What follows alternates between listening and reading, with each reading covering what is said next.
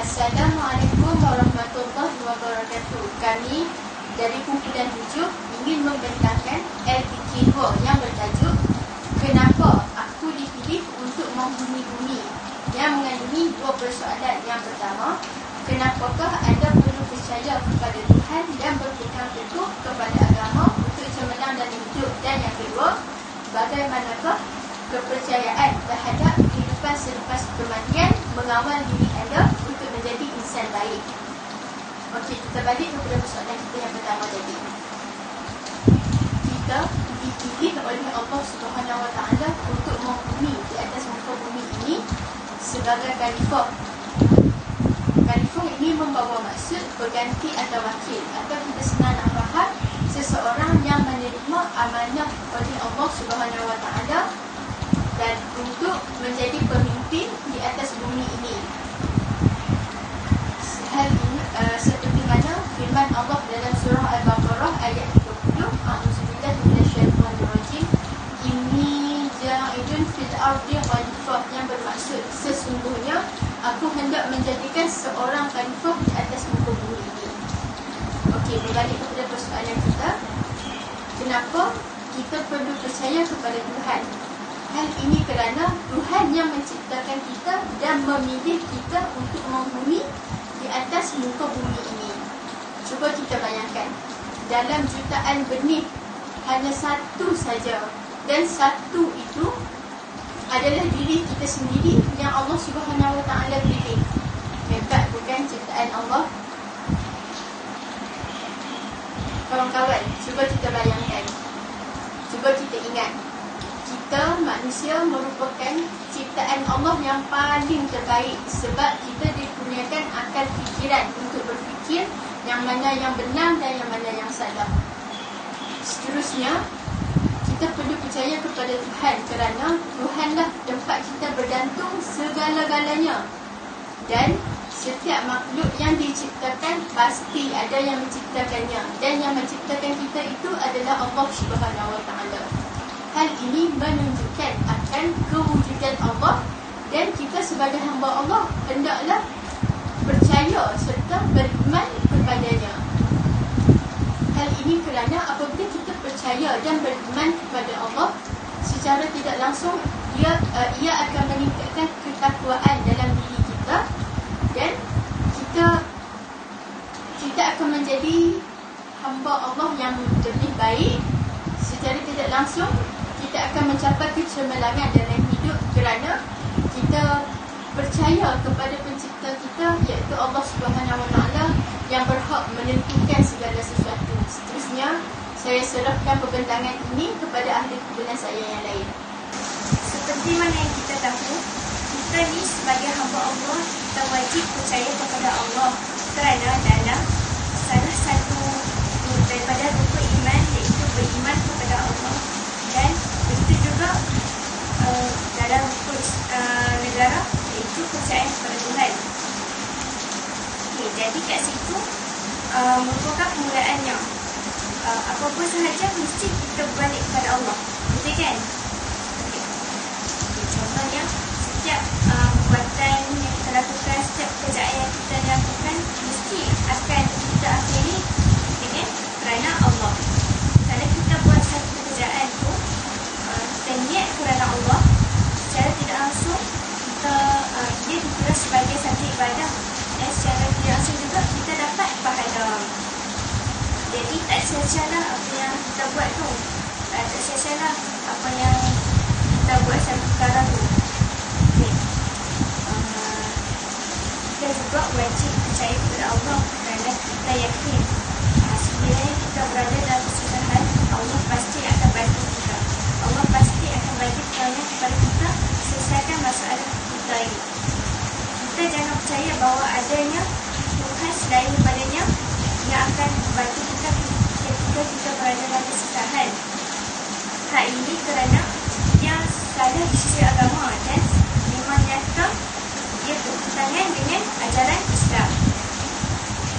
Walau apa pun yang terjadi, kita sebagai hamba Allah perlu berbalik kepadanya kerana kita yakin akan ada hikmah yang lebih baik yang akan diberikan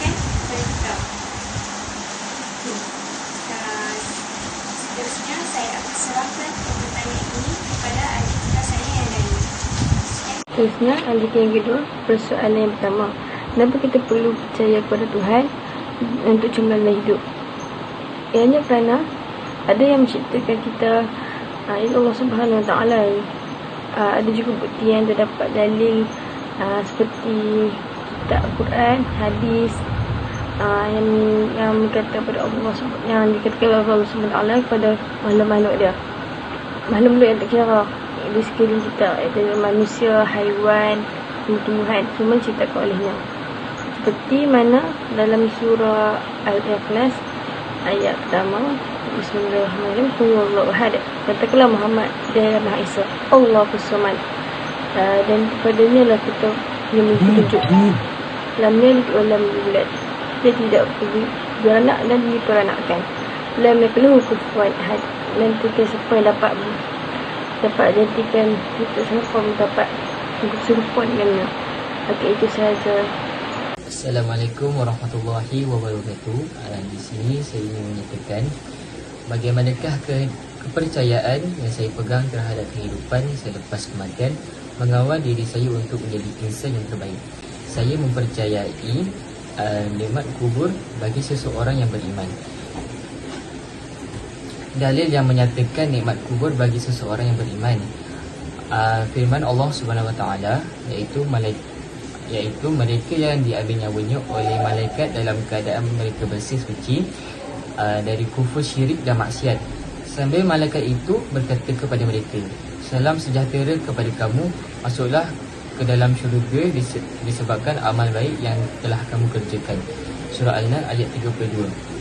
Di sini saya ingin menyatakan orang yang beriman kepada Allah dengan iman yang menjadikan mereka taat kepada Allah Subhanahu Wa Taala, patuh kepada hukum-hukumnya, berhati-hati terhadap apa yang dilarang oleh Allah Subhanahu Wa Taala, dan bersegera mengerjakan amal yang diridai oleh Allah Subhanahu Wa Taala. Mereka itulah kalangan orang yang mukmin yang sejati. Seterusnya saya serahkan kepada rakan persidangan saya yang lain. Seterusnya, kepercayaan yang saya pegang terhadap kehidupan selepas kematian mengawal diri saya untuk menjadi insan yang terbaik ialah wujudnya siksaan kubur. Dalam firman Allah Subhanahu Wa Taala dalam surah Ghafir ayat 45 hingga 46 yang berbunyi, dan Fir'aun bersama-sama kaumnya ditimpa azab seksa yang seburuk-buruknya.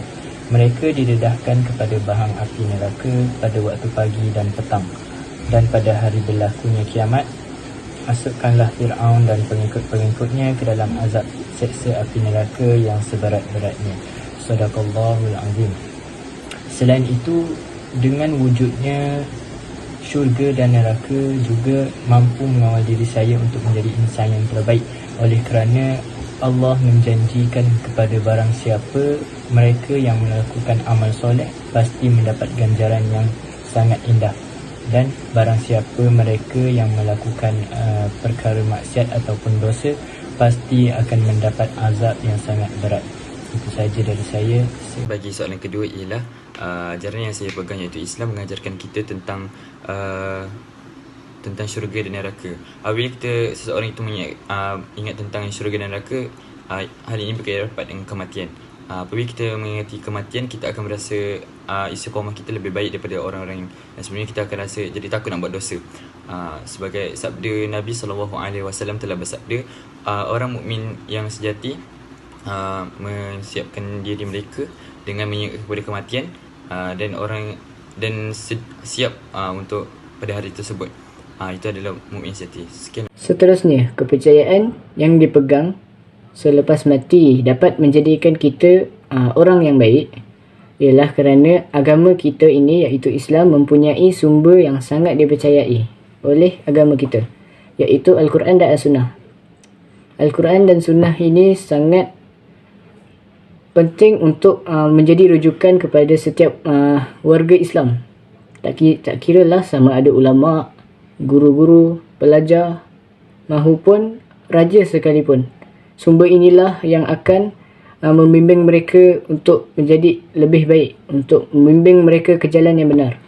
Nabi Muhammad SAW telah bersabda, ketika aku mati, aku tidak akan meninggalkan apa sahaja kecuali dua benda, iaitu Al-Quran dan As-Sunnah.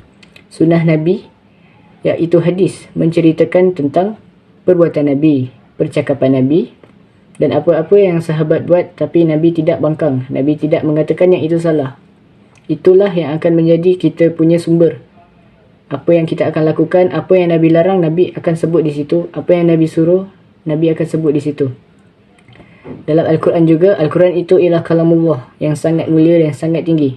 Itu ialah perkataan Allah kepada kita.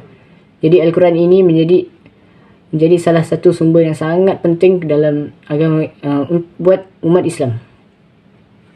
Seterusnya saya serahkan kepada orang lain. Jadi manfaat daripada EDK2 ni, kenapa aku dipilih untuk menghuni bumi, ialah daripada soalan tersebut kita dapat insafi diri kita untuk berubah menjadi lebih baik, kerana apabila kita meneliti, memahami persoalan tersebut, kita akan dapat rasa untuk berubah, kerana kita percaya bahawa kehidupan selepas kematian itu kita akan dibangkitkan dengan akan berlakunya perhitungan dengan diri kita, perhitungan kita, amalan-amalan kita yang kita lakukan.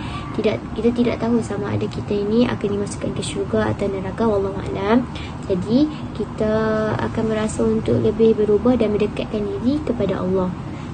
Selepas itu kita dapat berkongsi pendapat dan idea antara satu sama lain. Maknanya saya dan rakan-rakan saya berkongsi pendapat, berkongsi idea antara sama-sama lain, berbincang persoalan ini sehingga menemukan jawapannya. Kerana sekiranya idea itu baik kita terima dan tidak baik itu kita ubah sehingga dia menjadi lebih elok dan baik. Dan akhir sekali kita akan merasa lebih takut untuk berbuat perkara yang tidak baik, kerana kita tahu walaupun kita keseorangan tapi yang melihat kita Allah ataupun Tuhan kita sendiri.